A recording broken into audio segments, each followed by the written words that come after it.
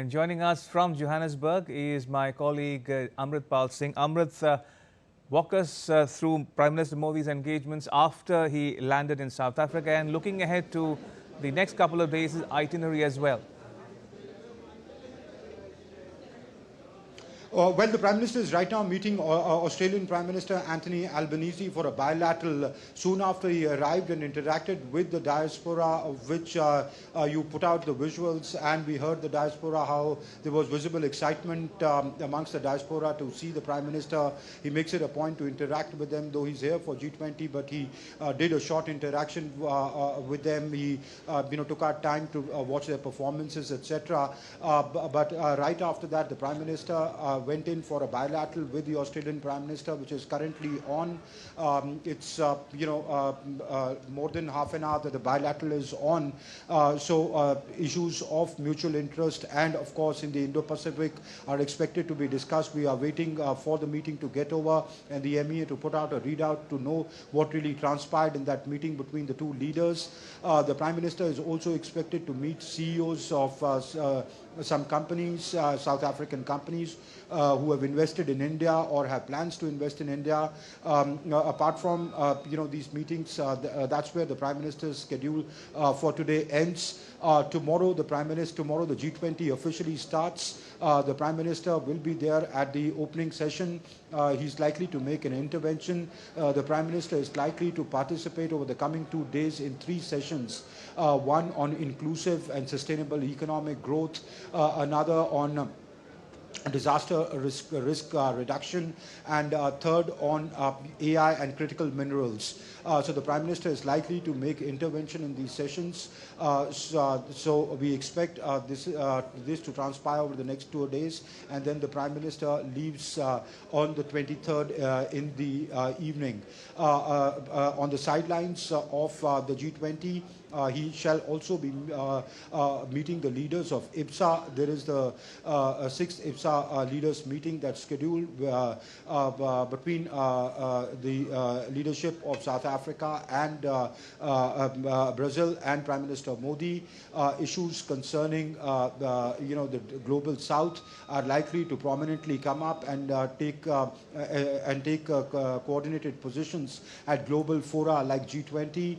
So notes are expected to be exchanged at that. Apart from that, there are many bilaterals with world leaders that are lined up over the next 2 days.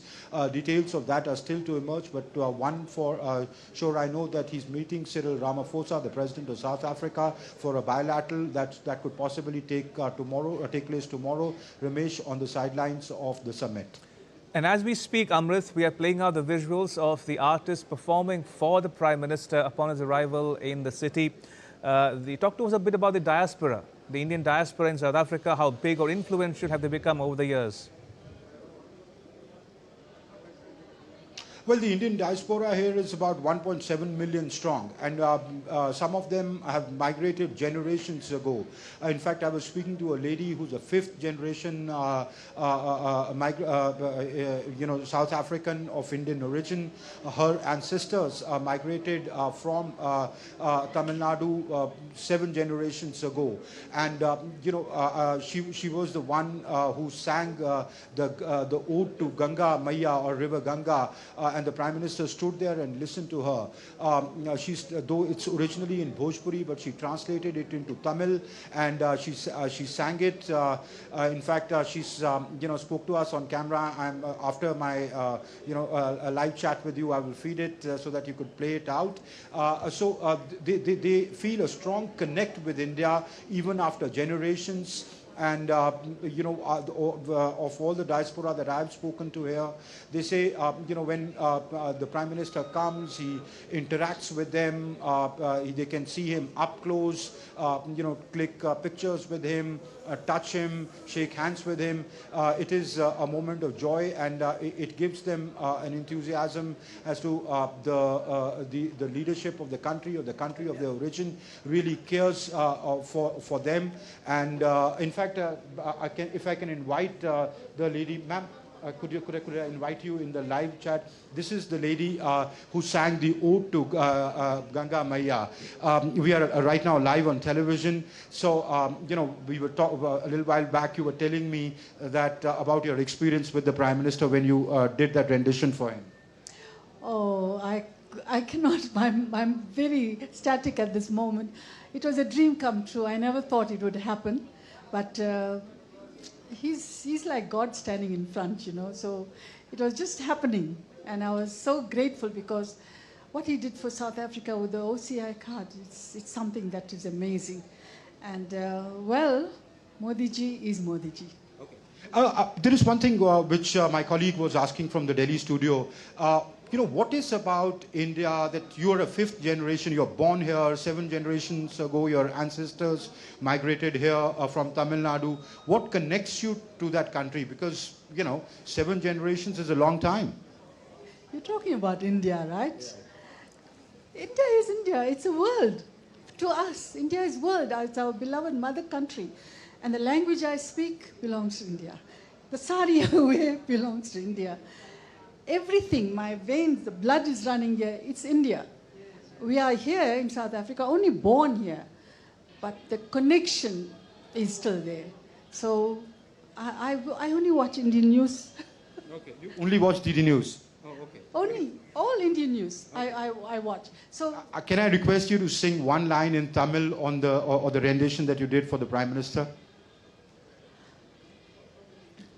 பூமாலை கட்டி பாமாலை பாடி பூமாலை கட்டி பாமாலை பாடி அலை அலையா வாரியே கங்கை அம்மா நீ அலை அலையா வாரியே கங்கை அம்மா ஹே கங்கை அம்மா ஹோ கங்கை அம்மா ஹே கங்கை அம்மா ஹோ கங்கை அம்மா பூஜை பண்ண வாரனே கங்கை அம்மா பூஜன ஹம் ஆயிரே கங்கா மையா. So thank you very much for being there. So she's sang that ode to River Ganga both in Bhojpuri and Tamil. So this is the sentiment, Ramesh, really that you see in the diaspora when you interact with them. Amrit, do stay on. We still need to have a couple of more questions lined up for you. But in the meantime, we are told, and I'm reading this as we speak, Amrit, the Prime Minister has held talks with his Australian counterpart, Anthony Albanese, on the margins of the G20 Summit. If I can quickly walk our viewers through the main points of the bilateral. The two leaders took stock of the full range of bilateral ties between the two nations. The Australian PM extended condolences for the families of those who lost their lives in the New Delhi blast and as well as the Saudi Arabia bus accident.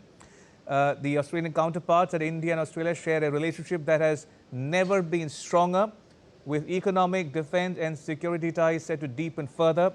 He noted the constructive meeting between the two foreign ministers and highlighted how the vibrant Indian diaspora in Australia continues to strengthen the partnership. That's the gist of the PM Modi's meeting with his Australian counterpart on the margins of the G20 Summit. Amrit, before we let you go, talk to us also a bit about the Global South's perspective of role in all of this discussions that will take place in Johannesburg. Remember, let's remind our viewers that this is the first time, in fact the fourth time that the summit is being held in the Global South, starting with Indonesia, India, Brazil and now South Africa, and the first time on the African soil as well. So how will the Global South be looking at the summit and what will it seek to achieve towards the end of those talks there? May I, Ramesh, add one more fact to it? Sure. That this is the first time ever that the G20 summit is taking place on African soil. Right. So this is more than just symbolic because this signifies how, the focus is shifting towards the priorities, the aspirations and concerns, the developmental agenda of the Global South, how Global South has become more assertive on the global fora. India has a great role, a significant role to play with it during its presidency. Remember, made African Union a part of G20, a member of G20, and today President Cyril Ramaphosa, the President of South Africa, has invited his counterparts from other African countries as guests here, as invitee countries, to participate in this G20. The host country has the privilege to invite who it deems fit to the conference or to the summit. Right. Amrit, do stay on. We'll come back to you momentarily. In the meantime, we're getting the latest visuals of the bilateral between India and Australia on the margins of the G20 summit. Well, Prime Minister, it's wonderful to see you again. Can I begin by expressing my condolences to the people of India for, firstly, the terrorist attack at the Bilateral car explosion, but also for the bus crash in Saudi Arabia that led to a loss of Indian lives. But we have much to discuss, and our relationship is very strong, never stronger, in my view. I think the economic relationship we can strengthen further, and our defence and security ties are also very important going forward.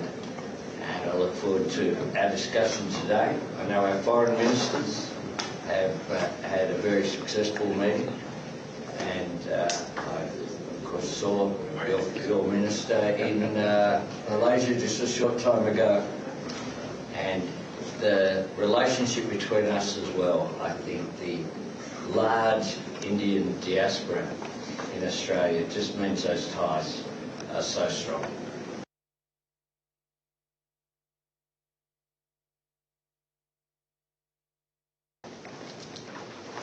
फिर से एक बार आपको मिलने का अवसर मिला। कल आपके विदेश मंत्री भारत में थे तो काफी विस्तार से कई विषयों पर उनकी भी चर्चाएं हुई हैं।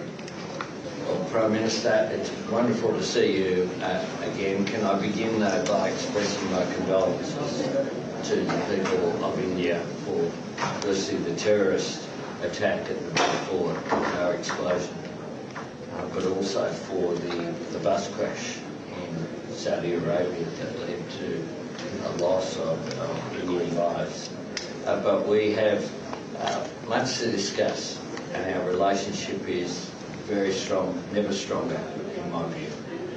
I think the economic relationship we can strengthen further, and our defence and security ties are also very important going forward. And I look forward to our discussion today. I know our foreign ministers have had a very successful meeting, and I, of course, saw your minister in Malaysia just a short time ago, and the relationship between us as well. I think the large Indian diaspora in Australia. Right, I still have with us my colleague Amrit Pal Singh, who is standing by in Johannesburg as we speak. Amrit, do fill us in on the details you were able to pick up on that India-Australia meeting. Just to put our viewers, the meeting in perspective for our viewers, the foreign ministers of both countries have just finished meeting in New Delhi, and now the prime ministers are meeting on the margins of the G20 in South Africa. What is the significance of these talks, Amrit? Ramesh, could you repeat your question? I'm sorry, I was a little distracted. We've just played out the visuals of the two prime ministers holding bilateral talks on the margins of G20, Amrit, the India-Australia meeting. Talk to us about that meeting. What are you picking up on the discussions that took place there, and also the significance of this meeting, given the fact that India and Australia are also members of the Quad? That's right. India and Australia are members of the Quad. There's a close cooperation between India and Australia, especially in the Indo-Pacific. The two leaders, discussed that in particular. The Australian Prime Minister did express his condolences for the Delhi blast victims. Also, Ramesh, the two sides, spoke about the whole range of bilateral relations, the Australian counterpart said that Australia shares a relationship that has never been stronger, with economic, defense and security ties set to deepen further. Both militaries conduct bilateral exercises, trilateral exercises with other countries, and of course, as you said, they are members of the Quad, and the safety, security of the Indo-Pacific, the free movement of commercial lines through the Indo-Pacific is a key concern for both India, Australia and other members of the Quad, and they're committed to ensuring that without any kind of broking any kind of unilateralism by any country. The two sides also noted the constructive meeting between two foreign ministers and highlighted how vibrant Indian diaspora is in Australia, and it plays a significant role in strengthening the partnership between the two countries. In fact, External Affairs Minister Dr. S. Shankar was present in that meeting that the Prime Minister held with his Australian counterpart, Anthony Albanese. So the two sides reiterated their commitment to further strengthening the bilateral ties, taking it to the next level, and also continue engaging at global fora, taking concerted steps towards taking common positions on issues of global interest at global fora like the G20. Ramesh? Amrit, as we wrap up this conversation, I have to ask you one question about the notable absentee from this year's summit, and that is US President Trump. What is his absence impacting the summit deliberations or having any effect whatsoever on the optics and outcomes of this year's summit? Well, if the US is not participating in a summit like this, it does impact the summit to an extent, because after all, arguably they are the most powerful nation of the world. Other leaders have expressed, including the South African president, that it will have no impact on the outcomes of the G20. There were speculations whether will it be below the president or will it be at the official level, but all that has now been put to rest. The United States has chosen to stay out of the G20. That doesn't augur well, for a multilateral fora. But clearly, the meeting goes on, and the conference goes on, and it will, in my opinion, not have much impact on the Johannesburg Declaration. But the commitment that one expects from the developed world on issues that affect the world together jointly, like disaster risk reduction, climate change, etc. Those commitments have to be fulfilled by all member countries. So if a if a member country is not participating, it does cast a shadow on the summit. But nevertheless, the Johannesburg Declaration will come out, and also symbolically, it was here at Johannesburg that the baton had to be passed to the United States, because they hold next year's G20. So this time around, that wouldn't be happening. Ramesh? Indeed, and before we close, let me quickly recap the latest news being reported by my colleague Amrit Pal Singh in Johannesburg, that the meeting between the leaders of India and Australia is taking place as we speak on the margins of the G20 Summit. The two leaders discussed a range of bilateral issues of interest or concern to both countries, including trade, investment, economic relationship and people-to-people ties as well. That's between the visuals that we are playing out on your screens, that of the meeting between India and Australia on the margins of the G20 Summit taking place in South Africa. On that note, let me thank my colleague Amrit Pal Singh for joining us from Johannesburg and filling us in on the details of the deliberations taking place there.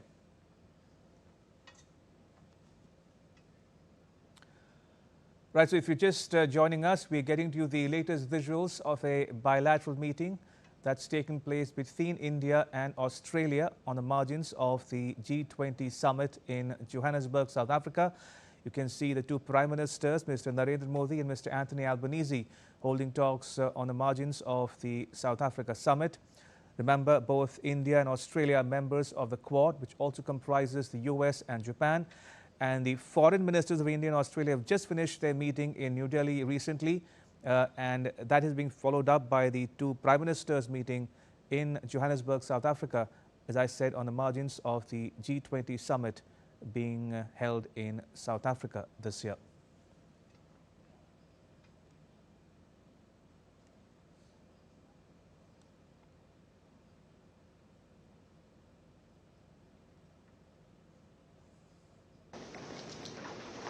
फिर से एक बार आपको मिलने का अवसर मिला। कल आपके विदेश मंत्री भारत में थे तो काफी विस्तार से कई विषयों पर उनकी भी चर्चाएं हुई।